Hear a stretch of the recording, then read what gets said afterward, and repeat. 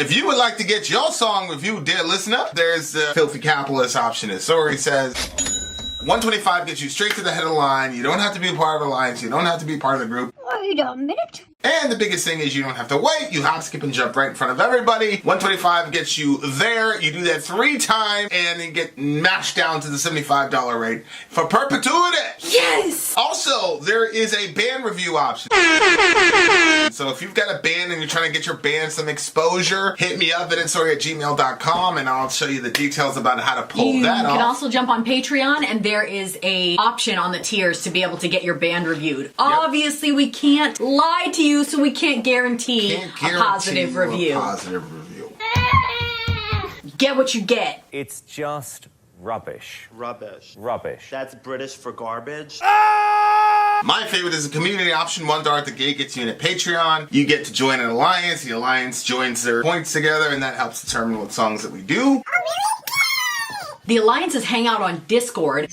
Message me on Patreon to get the link. And they do all kinds of other cool things. They do Minecraft, Dungeons and Dragons. Yeah. It's really a community within the community. Anybody can go on the village, facebook.com/VillageXchange. There's 160,000+ people on the channel.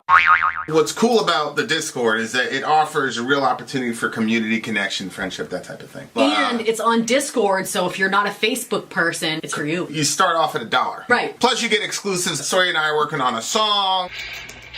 So the first 15 seconds of that was on Patreon. Also, at $15 tier and above, when we actually debut the video, they're going to be there live with us. There you are, dear listener. Fire merch. All right, guys, we got one more song for you. It's Emperor again. The Tongue of Fire. The Tongue of Fire. Whose selection was this? True Cult again. Why don't you guys let me in your Discords, by the way? So, like, I can jump in people's Discords, but then, like, it's on read only for me, so I can't comment. I've been kicked out of my own church. Like, what are you doing? Funny. Yeah, I'm like, oh, well, that's a good one. I forgot who it was. Some alliance or something. I was like, oh, shit, that's really cool. And then, nah. You may not speak here. All right, so this is what the Alliance has to say. The second half of our double feature on Emperor is taken from their 2001 album, Prometheus, The Discipline of Fire and Demise, which is their newest full-length which is their newest full-length album. A few years after this release, can you say this? Ishan, I think it's the vocalist and guitarist for Emperor started releasing material under his moniker. While Emperor have not written any new material in the last 23 years, they have periods where they come back together to go on tours or play festivals before going on another hiatus. That's cute, actually. Metal Archives considers them an active band at the moment. That's cool. Okay, all right. And I like that. Their art, it's interesting. Oh, I see. Okay, it wasn't their art. Because before was a band picture, so we're seeing what they look like before and after. Yeah, I was trying to jump on them things and like schedule meetings and shit. We're supposed to have a Patreon meeting every Yeah, you gotta subscribe on Patreon. Help us what with are you doing? No, to help us with season 3. I've been trying to get in contact with y'all. No, they're saying you need to jump on Patreon because nobody gets in the Discord without being on Patreon. I'm in the Discord. They got me as read only, so I can't even talk. I think he's just teasing. No, he wasn't teasing. I'll show you right now. No, it's right read-only. here, where he's telling you have to get a monthly subscription to get in there. That's what he's joking. He hasn't subscribed to Patreon. Okay. My bad. All right, Tongue of Fire, you whites. Get too literal here. Tongue of Fire, you whites. Let's do it. Some whites. It's okay if I watch you, only if I'm drunk as fuck. Okay, I pretty much know who that one is. Archero will fix it. Okay, Archero, fix it, bruh. I thought there was some racism happening. I was like, what the fuck? What is it? My people have turned against me. Oh, no. They're like, we've had enough of the black metal. Get out. Over. Get out. Night's over. Yeah. Get out. Let's go. All right, sorry. Something about the tongue. Let's do it. Tongue of Fire. Let's do it. Tongue of Fire. Whoa.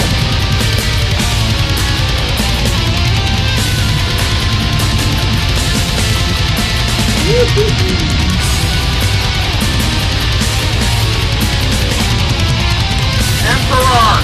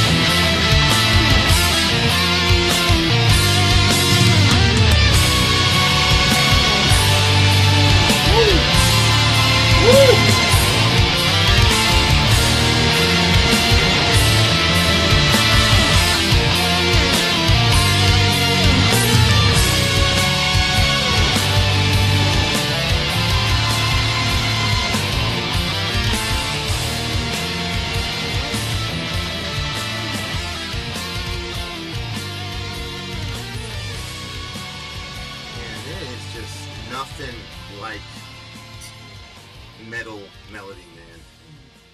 It just. You remember that summer? You remember that summer we used to run all the time? Yeah. And I used to hydrate with the Red Bull, but I used to love like running and being completely like thirsty, dying of thirst. Like I love pushing myself, and then like the satisfaction of the drink was like, yes, Pinky. That's how I felt about the water. It was so cool. Wow, this song, man, was really interesting. He's saying a lot of deep shit. Yeah, he is. He is. It was interesting because he starts out the beginning. He's like, "Teach me the tongue of fire." What do you get from that? Well, in the context of this song, I looked at it like his real emotions inside, like what's really going on with him. Because he's saying it's basically hard to, so I can cry out loud and ventilate my wrath and my passion, or else my coil will blister and decay. So it's like he has to get that out of himself, or he'll die. Kind of like a Jeremiah type situation. How did you interpret it? Well, for me, it's the tongue of fire. Again, I can't separate it from Christianity, especially not tonight. So there's in the New Testament after Jesus. Okay, so you have Jesus dying on the cross. He rose from the dead. And then he tells them, he's like, look, I'm going to leave and I'm going to send somebody else. And that one's going to be your teacher, your comforter, blah, blah, blah. So the people go hide. They go hang out well, they didn't hide, but they go hang out while they're waiting for this one that Jesus was going to send to them. And then it says that they heard like rushing winds, and it talks about like tongues of fire. And basically they get this special language that they can talk to God with.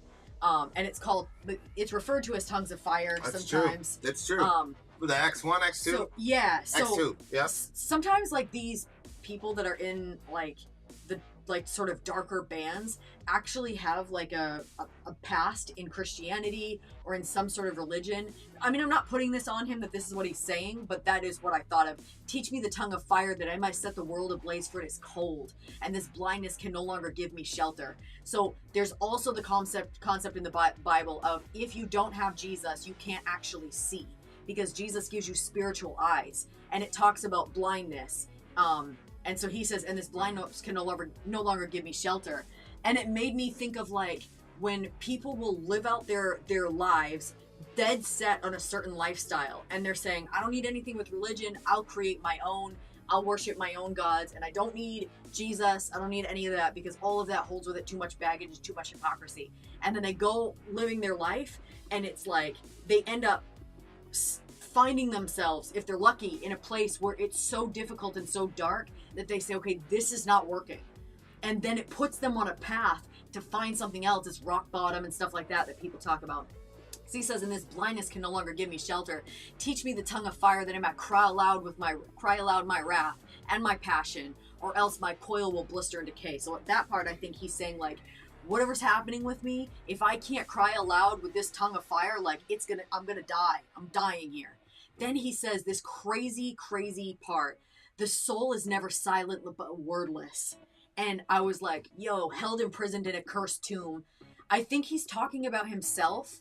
And I think that he's talking about that place that you can get to where there's so much inner turmoil, and the voices and the questioning and everything gets so loud, whether that's your own soul or it's darknesses or dark intelligences that you've had too much contact with and give way too much open doors to, because we're spiritual beings at the end of the day, and like that part of your spirit is going to connect to the spiritual. So it's really a decision of which spirit you want to connect yourself with. You can connect yourself very easily to dark spirits because they have an invested interest in deceiving you and making you think that you're in power of the situation. I was watching this video of this girl, and she had like this candle, and she was like really like trying to like channel the candle up, and then she like went like this. Her hand wasn't touching it, but then the candle went out, and she like was flipping out. She's like, that's right. She was basically like, motherfucker, blah, blah, blah. And I thought to myself, I've seen people not doing that, but I've seen people who believed that because they were experiencing some sort of power from their own being, that they were alone in that, or that they could control the spirits behind that power. And then it only took time before they got so deep into it that there was no way to turn around. It's like when you get too far down a dead end and the path keeps narrowing in on you, and it narrowed in on them, and then there was no way to turn back around, and then they find themselves in a really dark. So when he says this, the soul is never silent but wordless. It's that point that you get to, because I do think that those dark intelligences, they silence you in ways that no one else can. It sort of grips you and constricts you and makes you, because remember, like, God makes it so that you're made in the image and likeness of God. So you're like exalted to this really high position. And so the opposite, the enemy of your soul, is going to do the opposite, and he's going to degrade you down to a beast. Because remember, in the garden, he was this high angel, but then he's reduced down to this beast, this slithering being that's, you know, worthless, and essentially, but still has some bit of power, especially with his tongue, because that's his big power point, is his lies. So when it says the soul is never silent but wordless, it's like he's been brought down to, if it's wordless, you would assume that there was silence, but it's not silent, but there's no words. And then he says held imprisoned in a cursed tomb, which I think is his coil himself, wherein reflections never fade, never die, slowly maddened by the emptiness. And when he said reflections never fade, to me, that's like, you know, when you reflect on the years and the times and the conversations and the relationships and everything that's actually meaningful, because you can get caught up in the meaningless and feel like there's so much value in it. But there are times where, like, it's stripped away, and like the only thing that's left is like what's actually super meaningful. And that's the people, that's your relationship with God. Yeah. But like your stuff, your car, your fights that you don't even remember what they were even about. You just remember that energy that they brought to the relationship, broken relationships, like all that stuff. So like, when reflections never fade, like there's times where you can busy yourself at the club, or you can go whatever, and you can like separate yourself from your reflections. But he's saying now you're at the point where you can't even do that. And when you're at that point, you're slowly maddened by the emptiness that is you, and is that tomb that is him. And it says left to perish in the ever dark coil, which again is himself, because at the end we hear, you kind of figure that out by the end. He said, yet always alert in its slumber, scorned by the drops of life, piercing through the surface, and it screams. Like, it just seems like there's no, like, there's bits of light. I got that there was like bits of light, so there's something, but never being able to really get to it, being trapped and never being able to get on the other side of the bars, seeing that there's something over there, but never being able to actually get it, and just being tormented within yourself. But then remembering this vision, this conversation, this sermon, this something that you didn't want from when you were a kid, and saying, you know what, maybe those people have something, maybe they know something, because they're not feeling like this. And so then you start to question. Then it's like, well, if it was true, and so that was like, this is the whole story I gave. If it was true, you know what I mean? Like, well then, friggin', if you're, I mean, how black is that? You know what I mean? Like, how metal is that? I guess you could say that you have a tongue of fire. The blackest metal. You have a tongue of fire that, like, and he's talking about the whole, it's cold here. And it's true. That's what the Spirit of God does. It goes and it lights up. I don't know. So to me, it was a really kind of cool song. It seemed like a, when I'm reading it, it seemed like a mature way of looking at it, and like, or a self-aware way of looking at it, and saying like, this is not the end all be all. Like, it's silent here. It's never silent, but it's wordless, imprisoned, cursed tomb, you know. So yeah. What'd you get? Yeah, like, when he says the soul is never silent but wordless, held in prison in the cursed tomb, wherein the reflections never fade, never die, slowly maddened by the emptiness. That could be a literal tomb, or he could be talking about his body. That's what I took the body, but because again, we're talking about Gnosticism, docetic Gnosticism, which is what the early Christians were dealing with. They said that Jesus was never really truly a physical being, because he wasn't a real, you know, because to them, the demiurge created all physical matter. And so to attach physical matter to Jesus to them would be outlandish. Right? Yeah. So the God who is responsible for the physical plane, they're all mad at, right? So if you look here, you see the same thing. He's in this situation, and this tongue of fire is going to set the world ablaze, which is kind of autobiographical, because that's exactly what happened, right? He went all through whatever he went through, turned to art, and used, I mean, tongues of fire. That's a way of expressing yourself. Mm-hmm. And then he set the world ablaze because he's in one of the most legendary bands of all time. And so, like, he took. This is almost, like I said, a little bit autobiographical. It's explaining to us why he does music. Oh, okay. He wants to set the world ablaze because it's cold. Mhm. And he's trying to inject some sort of life into, the system because it's cold out here. So if you really, really look at what he's saying lyrically, there's a lot of deep shit this man is saying. Yeah, and he says, teach me the tongue of fire that I might cry aloud my wrath and my passion. Right. Okay, so you're saying if he can't produce his music and sing out like he does, then that's what's going to cause him to burst or decay because he's going to hold his wrath and his passion inside, and he's too much. Like, there's just too much going on. He uses his music as a means of doing that. He uses the music as the means of ventilation. So that's good. Titan and Warlock Hunter. Where is it? Oh, there was one. The soul is never silent. Yeah. Left to perish in the ever dark coil, yet always alert in slumber, scorned by the drops of light piercing through the surface and it screams. So, looks right there that he's not going to let himself enter into the whole God is going to keep me secure, that type of thing, because he's always practicing hypervigilance. Mm-hmm. See what I'm saying? He says, scorned by the drops of light piercing through the surface as it screams. The soul is never silent, but wordless. I love that line. That's my favorite line in the song. The soul isn't silent. It isn't silent, but it's wordless. Yeah. And that's pretty close to Romans 8, where it talks about the spirit intercedes with our spirit with groans that cannot be uttered. Yeah. In other words, that God is so like in tune with your emotions and your prayers that if you're praying an anxious prayer, he's more anxious than you are. So it's That's really so interesting. Yeah. Because it might kind of makes you wonder, like the gift of tongues that people have, or some people do.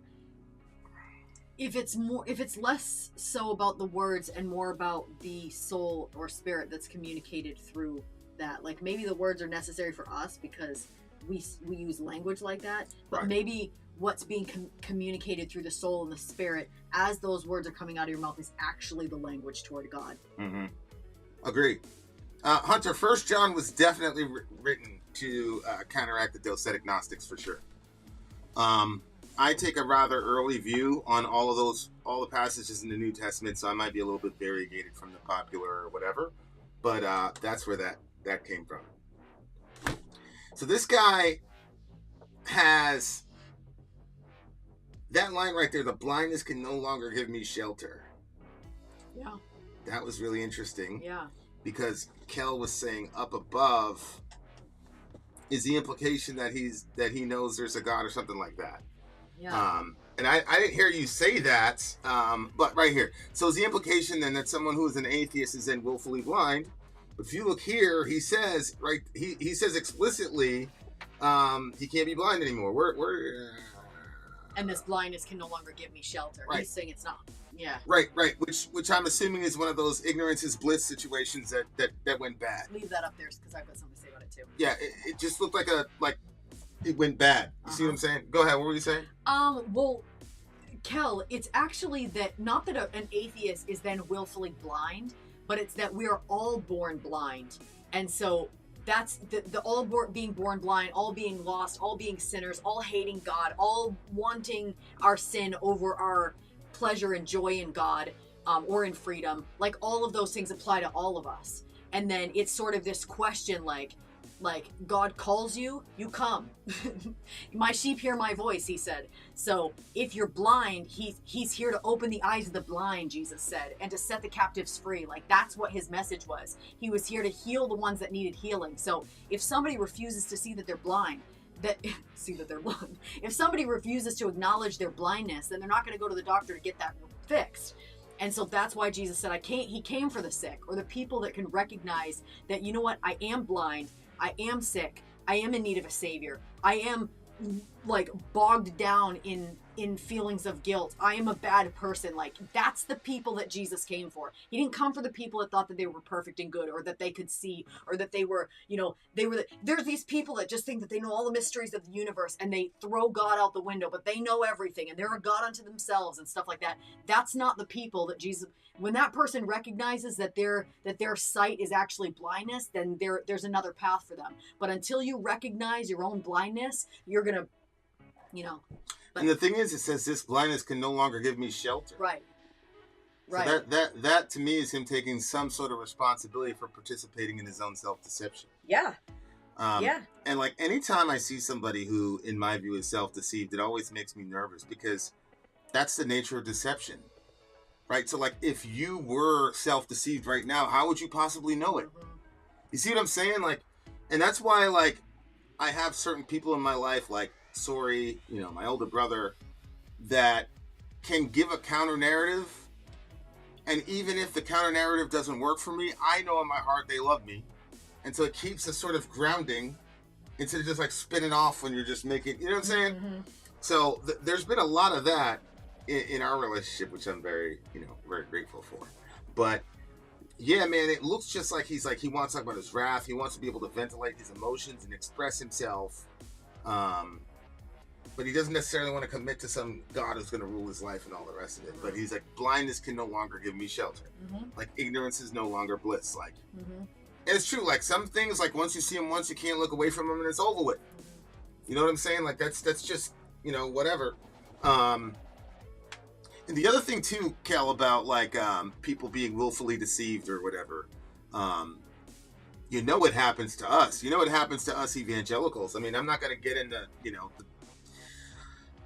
the minutiae, but you know as well as I do that the folks on my team are not much of an improvement from the previous criticism. So we're in a lot of trouble.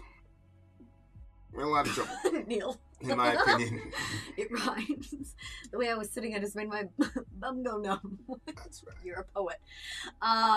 Yeah, so I actually liked, their first song I was not really a giant fan of.